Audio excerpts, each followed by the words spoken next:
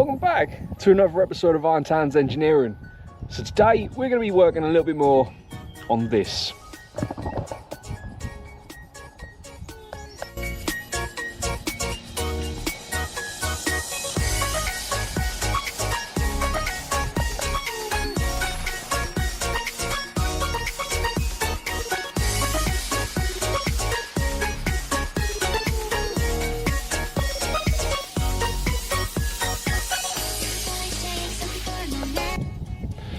Now, last time we worked on this, we restored the SSRs. We're still waiting for the coilovers from Gaz. I've been told that it will take about another 1 to 2 more weeks, but they're coming.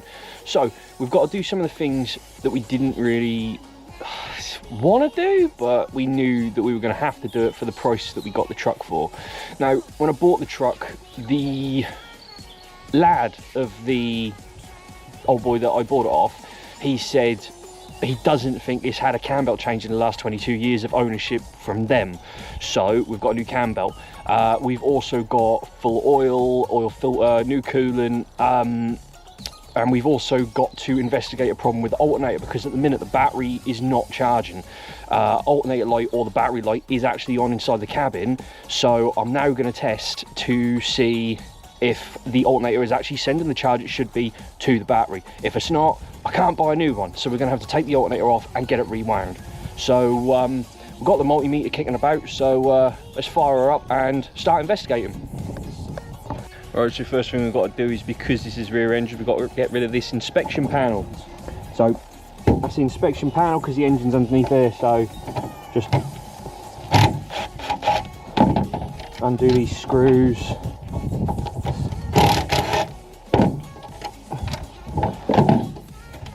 Boom. Access to the engine. There's the alternator, so it shouldn't be too bad, hopefully, to get out. Is famous last words. But yeah, let's get her started, and then we can test it, see what power is actually getting sent back to the alternator. Alright, so jump packs on, let's see what we've got.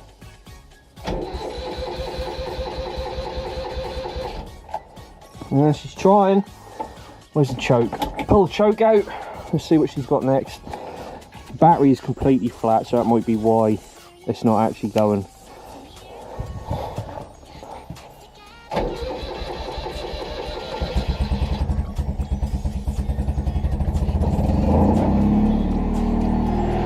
Hey, and there we go.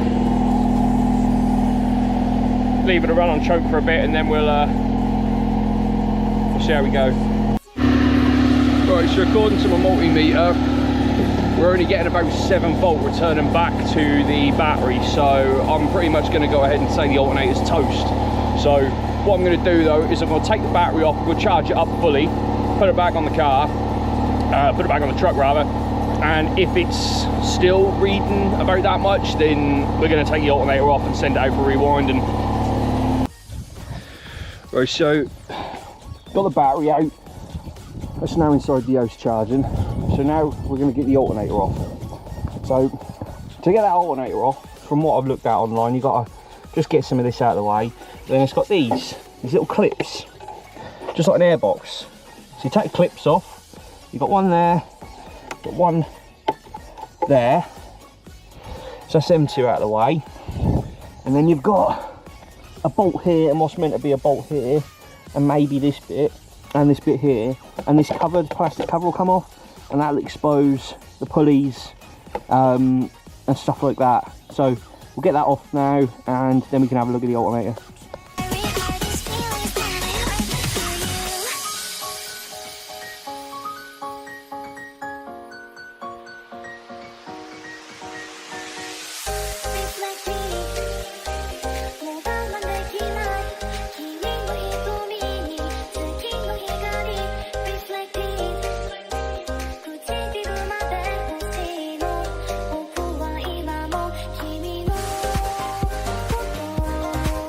The inspection panel's now off, so as you can see, we've got the alternator pulley there, leading down to this pulley, leading down to this pulley, so it goes around in a triangular fashion.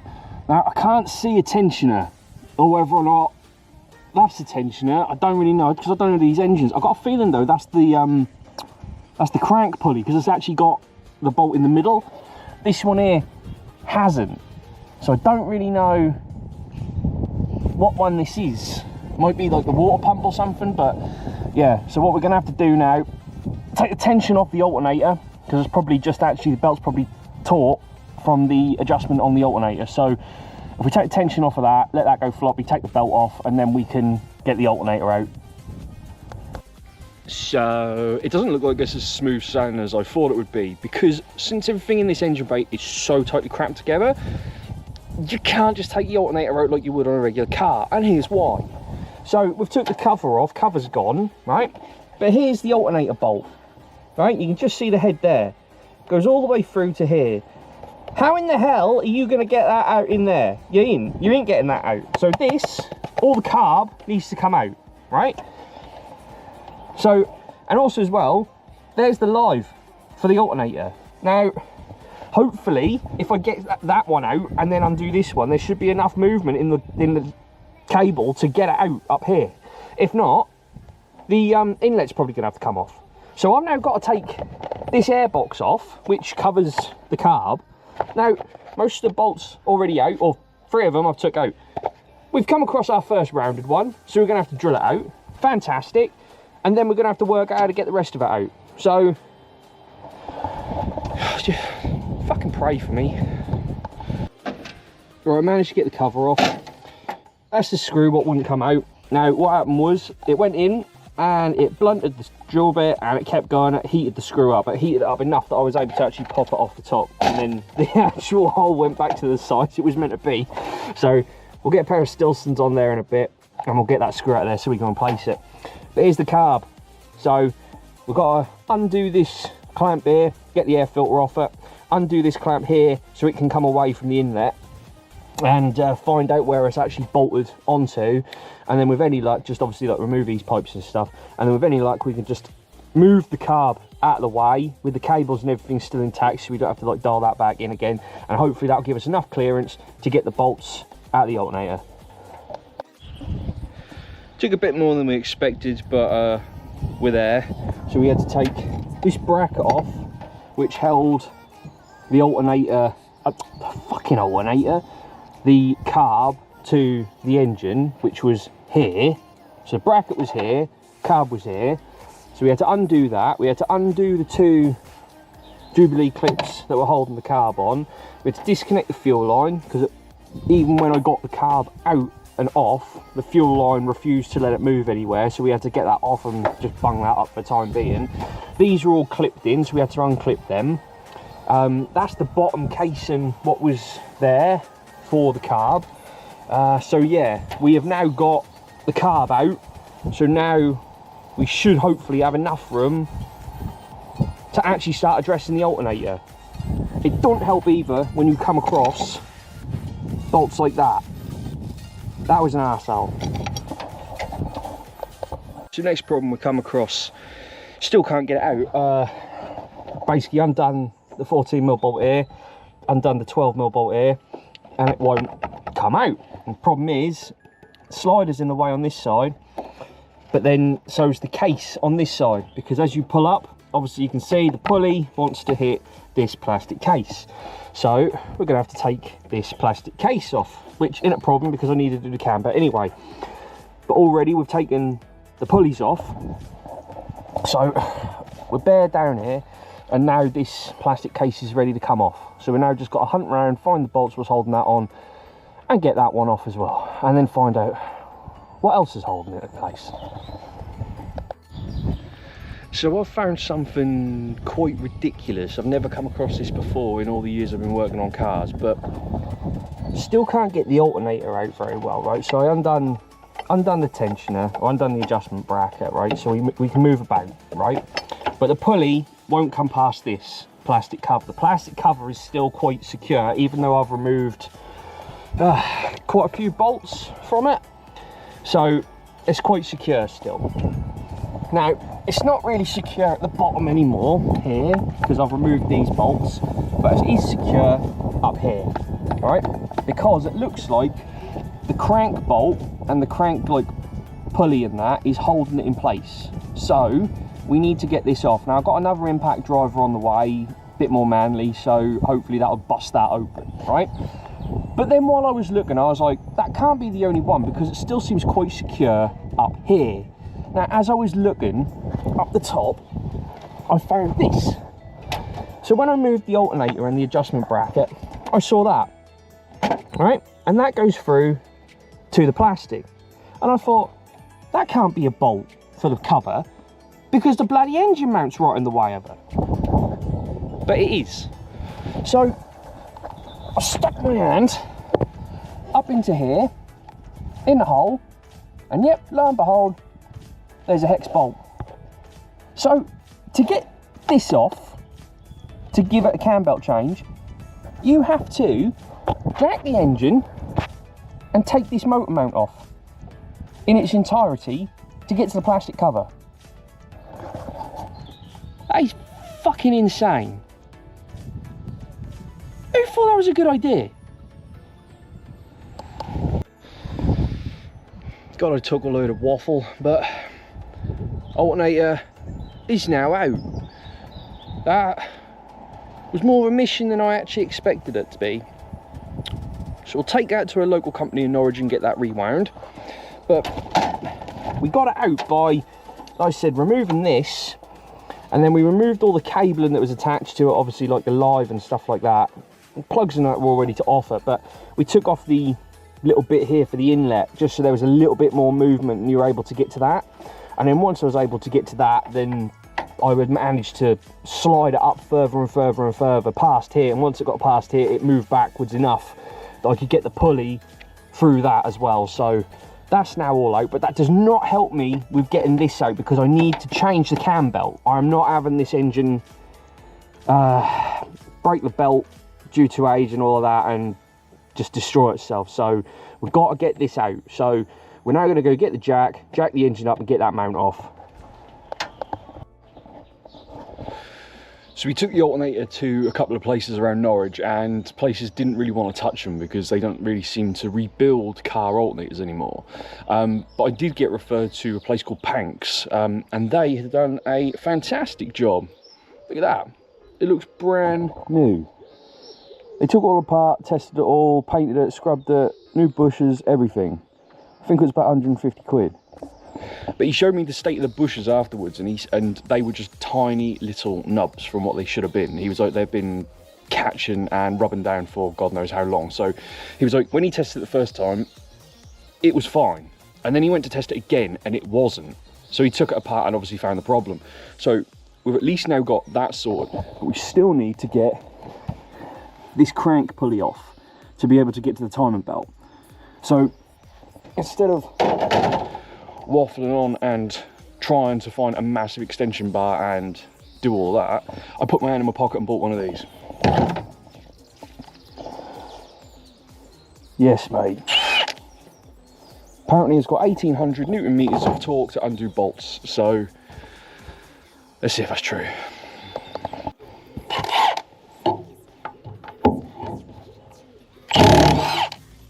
Fucking hell.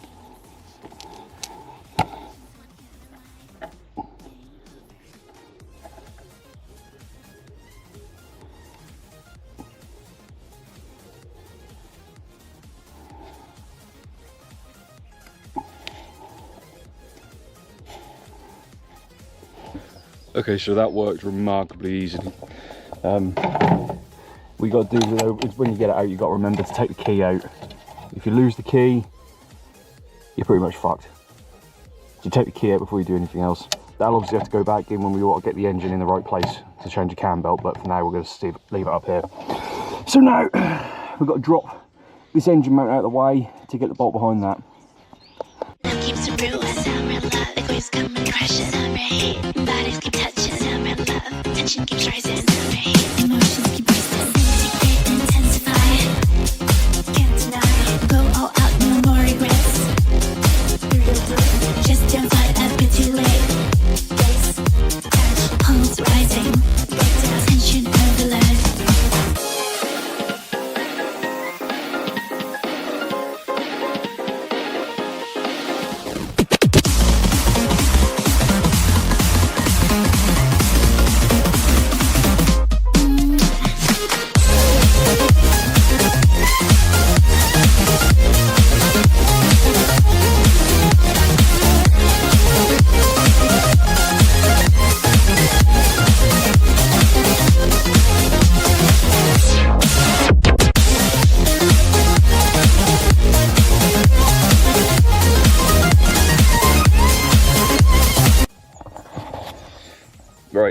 So after a lot of fucking around and research, we finally found out where the timing marks are, because it's not as easy as other engines I've worked on. So obviously that's the crank, and it said I was looking all around here for a mark and on the gear for a mark. There ain't one. Doesn't look like there is one. If there is one, there's one here which looks very crudely scratched on, right? But I was trying to find something around here to line it up with, which was those two little ones here, or what look like it, but they're not it. When I looked online, you have to basically line this keyway here up with this tooth, and then the tooth down to this little mark, this little protrusion in the casing there. And that's how you line the crank, that's how you line the crank up, right? Then when it gets to the cam, right, you got the cam here, you got two marks here, one here and one there, right? There's nothing on the head or anything like that for it to line up with. You have to put this fucking casing back in place, because the two marks basically have to run 180 degrees down that. That's how you find out. And because this thing's so old, there ain't any like how-tos out there. I had to find some lone American that told me what to do. So cheers to him, but let's get the new belt on. I miss you, just wanna kiss you. 3 weeks later. Whereas unfortunately a half-day job has turned into a 3-week job because of the timing belt and getting the parts for this little truck. So this is the original belt, right? As you can see, round teeth, right? Everywhere I went to get another belt, they gave me one like this. Very shallow, flat teeth.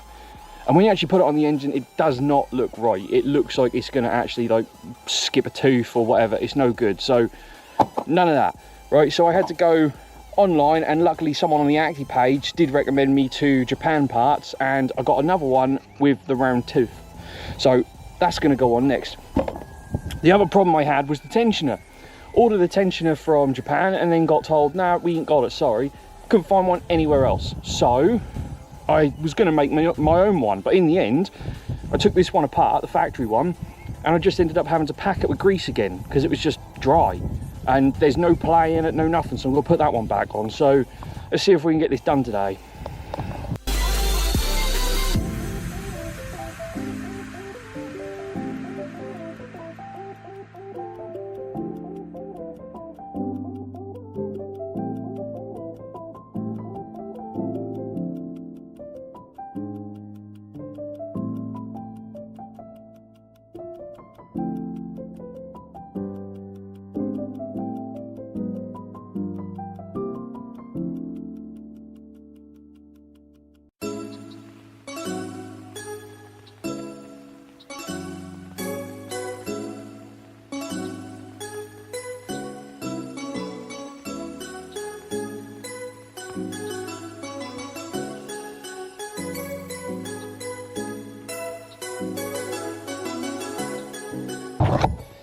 There we go, full rotation, nothing hit. Magic. Let's get the rest of it back together. A few moments later. Alright, so we're now all back together. Even for good measure, we've changed all the oil, made sure everything's torqued up, redone this engine mount because it's a bit grotty.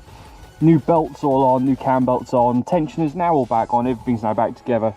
I didn't realise this was oil fill. I assumed I was actually going to fill it up in the dipstick. So I had to look online and they're like, yeah, this is oil. It normally says oil on the cap. Oh, for fuck's sake, right, okay. Everything's now back together, apart from some of the extra little bits like what go on top of the carb and this bit on the engine and that.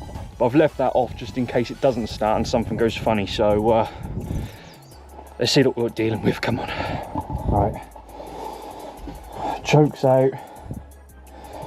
Let's have a go. Go on. Come on.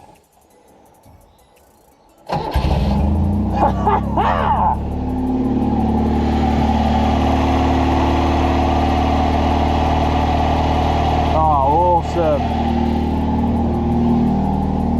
And the battery light's not on anymore. So I think that's that problem sorted. Fantastic.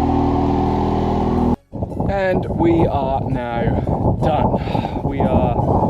It runs, it idles, it's lovely. So what more can I ask for? Also change the oil, change the coolant, change the filter, and just make sure generally she's good, really. So she's good to go now. So on the next episode, sorry this has been a bit of a boring one, guys, and it's actually taken 3 weeks to do rather than half a day. But on the next episode, we are going to be fitting these bad boys. We have got the coilers, we have got the wheels and the spacers and everything are now done. So we'll be dropping that thing on its ass. So once again, guys, cheers for watching Iron Towns Engineering. Don't forget to like and subscribe, and hopefully I'll see you on the next one. See you later, guys.